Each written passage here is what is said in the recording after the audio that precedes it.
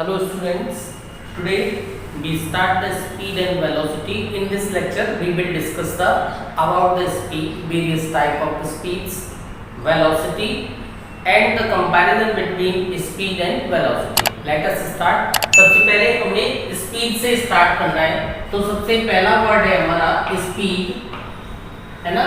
Speed को बहुत simple way में समझ सकते हैं कि कोई ऑब्जेक्ट अगर किसी डिस्टेंस को ट्रैवल कर रहा है तो यूनिट टाइम के अंदर वो जितना डिस्टेंस ट्रैवल करेगा वो उसका क्या कहलाएगा, स्पीड कहलाएगा, या distance travelled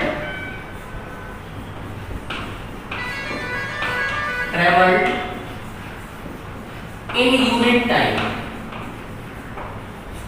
known as speed. ठीक, याद रहेगा। बहुत सिंपल वे में हम समझ सकते हैं कि हमारा स्पीड क्या है, that is a particular time के अंदर, दैट इज यूनिट टाइम के अंदर जितना डिस्टेंस पार्टिकल ने ट्रैवल किया है दैट इज कॉल्ड स्पीड। वो उसकी क्या मानी जाती है, स्पीड मानी जाती है। डिस्कस करना चाहते हैं, जब स्पीड पार्ट हमारा डिस्कस हो गया तो हमको समझ में आ गया कि पर यूनिट टाइम में जो भी डिस्टेंस ट्रैवल की गई थी वो स्पीड है ना। इसके लिए जनरल या कॉमन फॉर्मूला यूज करना चाहते हैं तो v = s/t यूज किया जा सकता है। एक कॉमन फॉर्मूला है, that is travelled distance upon time taken. इस तरह से आप उसको ले सकते हो, है ना। ऐसे लिख लो, v = distance travelled upon over time. इन दोनों का रेशियो के फॉर्म में लिखना चाहते हो तो हम इसके रेशियो के फॉर्म में लिख सकते हैं, that is v = distance upon time, this is the speed. ठीक, अब ऐसा यूनिट आपने बहुत अच्छे से समझ रखा है कि मीटर पर सेकंड होगा, मीटर पर सेकंड। ठीक, और डायमेंशन फार्मूला भी आपने आसानी से समझ रखा है। डायमेंशन फार्मूला होगा हमारा nt-1। एक स्केलर क्वांटिटी है तो डायरेक्शन वाइज हमको कुछ समझना नहीं है, स्केलर है, स्केलर क्वांटिटी। आप देखो मेनली हम इससे आगे डिस्कस करना स्टार्ट करते हैं, उस चीज को समझेंगे। ठीक, क्या समझना है। अब अगर हम समझते हैं तो स्पीड को वेरियस कैटेगरी में डिवाइड कर सकते हैं। ठीक, अब सबसे पहला हमने समझा स्पीड एक तो हो सकती है यूनिफॉर्म, है ना, this is uniform speed. Next हो सकती है non uniform speed. First time हमने डिस्कस किया है, एक यूनिफॉर्म स्पीड है, दूसरा नॉन यूनिफॉर्म स्पीड है। नॉन यूनिफॉर्म, है ना, जैसा उसके नाम से आपको क्लियर हो रहा है, यूनिफॉर्म क्या होगा, नॉन यूनिफॉर्म क्या होगा, यू नो वेल, है ना। यूनिफॉर्म के केस में क्या होता है कि अगर कोई ऑब्जेक्ट इक्वल डिस्टेंसेस ट्रैवल करता है इक्वल इंटरवल ऑफ टाइम में। सबसे पहली बात हमने समझ ली, डिस्टेंस इक्वल ट्रैवल की जाएगी इक्वल इंटरवल ऑफ टाइम के लिए, इक्वल इंटरवल ऑफ टाइम।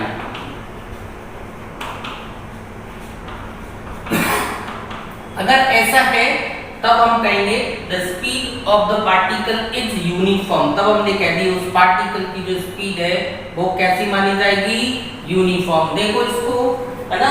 अब इसके बाद हम क्या समझते हैं, हमने नेक्स्ट पार्ट में क्या समझा, अब अगले पार्ट में हमने ये सोच रहे हैं कि अगर ऐसा ना हो, इन दोनों में से कोई भी अनइक्वल हो जाता है, अनइक्वल डिस्टेंसेस ट्रैवल की गई है इक्वल इंटरवल ऑफ टाइम में, या फिर इक्वल डिस्टेंसेस ट्रैवल की जाती है अनइक्वल इंटरवल ऑफ टाइम में, दोनों में से कुछ भी कॉन्टेक्स्ट यूज कर सकते हो, है ना।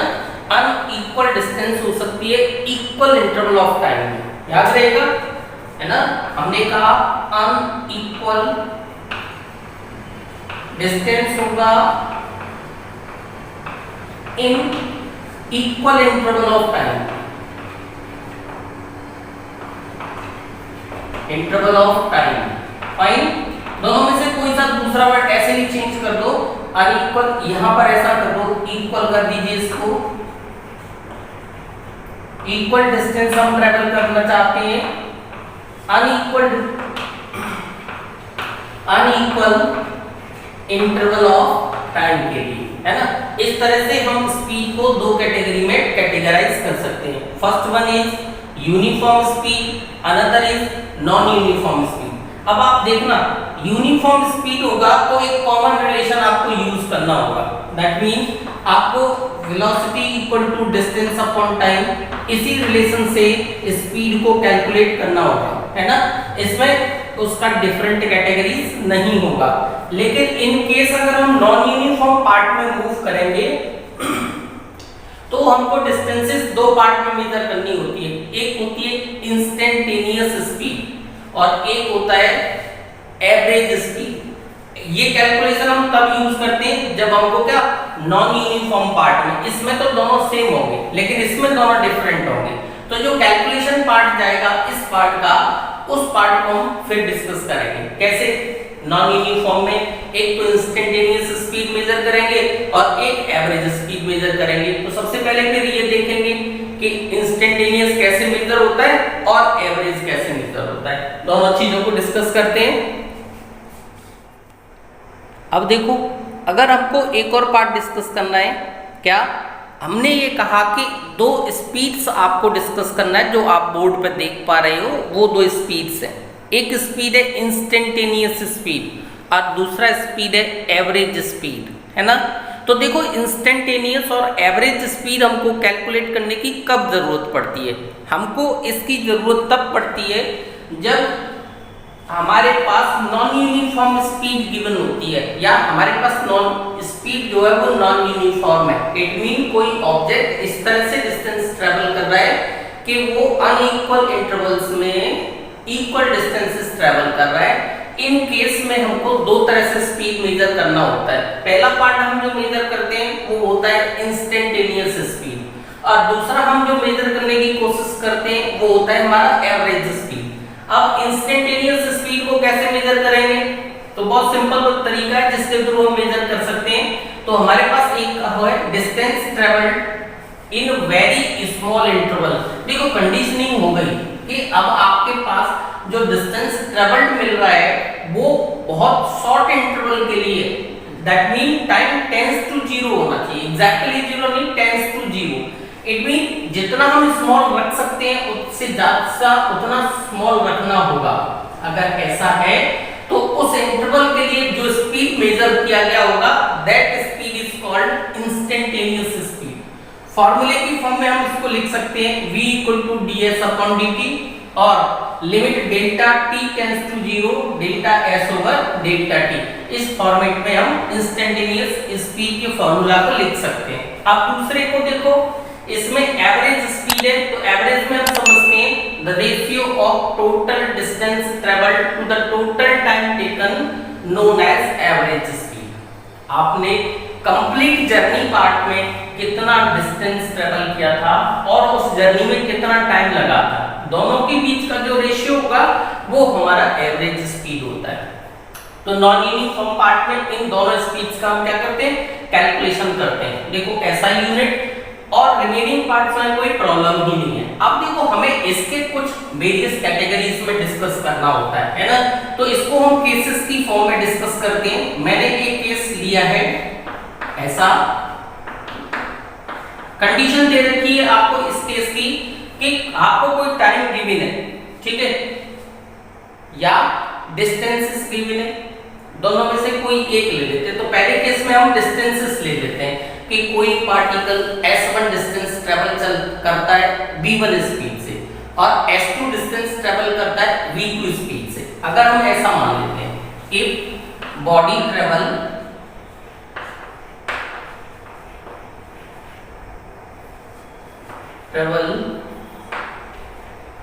s1 distance with speed of v1 and s2 with v2।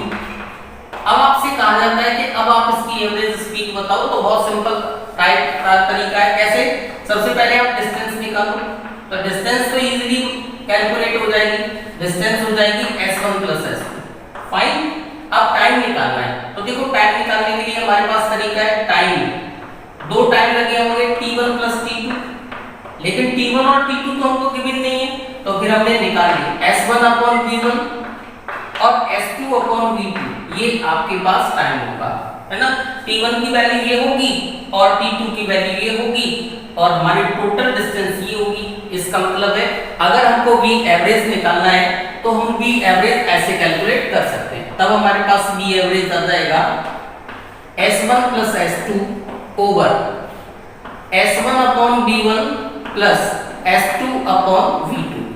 ठीक, ये रिलेशंस आप तब यूज करोगे जब आपको डिस्टेंस और स्पीड गिवन है ना। इस रिलेशन का यूज आप उस केस में ही करने की कोशिश करोगे। अब देखो इसी का एक और हम छोटा सा कॉरेलरी बना लेते हैं।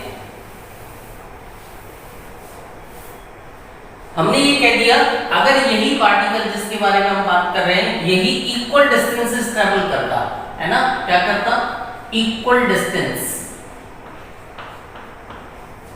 विद डिफरेंट स्पीड्स,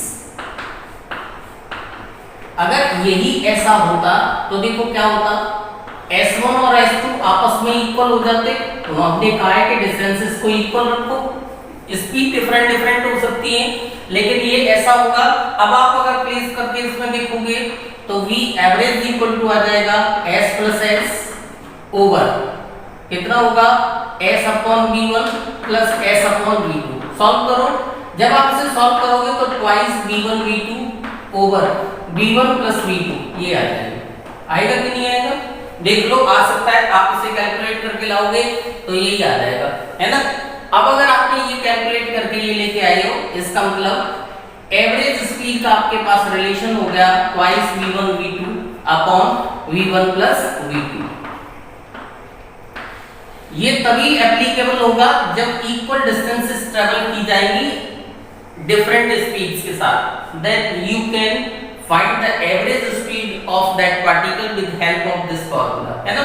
इसको हम बोलते हैं ये हार्मोनिक मीन है, this is the harmonic mean.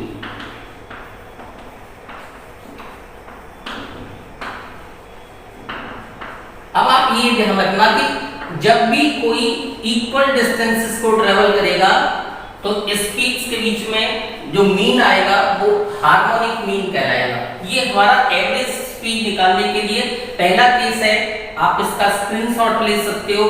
आप सिंपली जो बोर्ड पर लिखा हुआ है ये फर्स्ट कैटेगरी का होगा, दैट इज फर्स्ट केस हो गया जिसकी मदद से आप एवरेज स्पीड निकाल सकते हो। अगले केस को भी हम डिस्कस कर सकते हैं, अगर कोई टाइम के साथ रिलेट करेगा, दैट इज टाइम और स्पीड्स गिवन होंगी तब। देखो आप इसका स्क्रीनशॉट ले सकते हो। अब देखो नेक्स्ट केस अगर हम लेने की कोशिश करते हैं, अब हमने जो केस लिया है वो केस है हमारा कि बॉडी ट्रेवल करती है with different speed for different time intervals. Okay, the speeds are v1 v2 and v3 for the time intervals t1 t2 and t3। Then आप एवरेज स्पीड निकालना है तो बहुत सिंपल है, सबसे पहले आपको डिस्टेंस निकालना पड़ेगा, है ना। तो distance equal to s1 equal to, आपको पता लगेगा distance equal to speed into time. ऐसे ही s2 इक्वल टू आ जाएगा v2 into t2, s3 v3 into t3, ऐसे, है ना। इस तरह से हम डिफरेंट डिफरेंट इंटरवल्स के लिए डिस्टेंस निकाल लेंगे। तो टोटल डिस्टेंस हमारे पास होगी, टोटल डिस्टेंस आ जाएगी s1 plus s2 plus s3 and so on. आपको मिलेगा v1 t1 plus v2 t2 plus v3 t3 and so on. इस तरह से आप सभी स्पीड डिस्टेंसेस को निकाल सकते हो। तो टाइम इंटरवल क्या आएगा, हमारे पास टाइम आ जाएगा t1 पहले वाले के लिए, t2 दूसरी वाले के लिए और t3 तीसरे वाले के लिए। इन सब का सम कर लेंगे तो आपको टोटल टाइम मिल जाएगा। अब आपके पास एवरेज स्पीड अगर आपको निकालनी है तो ऐसे निकालेंगे, v एवरेज इक्वल टू हो जाएगा total distance upon total time. ठीक है, अब दोनों की कंडीशन लो बेटा, v1 t1 plus v2 t2 plus v3 t3 इन सब का सम करोगे और टाइम इंटरवल से डिवाइड कर दो, तो t1 plus t2 plus t3 इन सभी का सम किया हमने और इसे डिवाइड कर दिया, तो हमको क्या मिल जाएगी, एवरेज स्पीड मिल जाएगी। ये वाला कॉन्सेप्ट आप यूज करोगे जब आपको स्पीड और टाइम गिवन है तब।